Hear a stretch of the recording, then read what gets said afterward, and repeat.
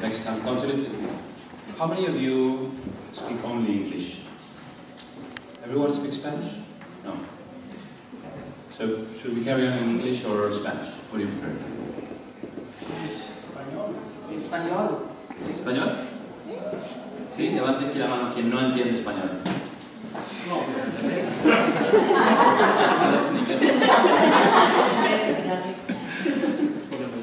Who doesn't speak English? Who doesn't speak Spanish? Who doesn't speak Spanish here? Okay. 1, 2. Okay, we're going to switch from Spanish and English, okay? So, thank you to the Mexican Consulate for this opportunity, to the Mission Cultural Center, Latin American Arts, and to Litquake Festival for giving us this opportunity to show you some of the two very best representatives of Mexican literature. The two writers that are on my right and left-hand side are, as I said, two very prominent writers in Mexico, but they are very different from one another. They possibly only share one thing in common, which is that both are have like very deep and strong academic formation. Heriberto right now is doing his PhD here at Berkeley, and Yuri already has done his PhD at Berkeley, and he's teaching right now at the University of New Orleans.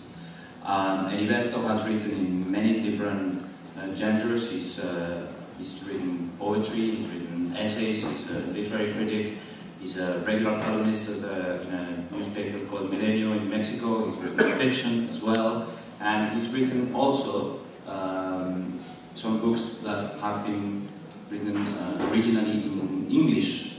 It is the case of the book Wars, Threesomes, Drafts and Mothers. Right? Am I right? That was written originally in English. And a second book in English by Heriberto will come out next year called The Empire of New Memory. Yuri, to my left, is one of the Mexican literature has had a recent uprising of translations throughout the world, and I believe that it began with Yuri's success with his...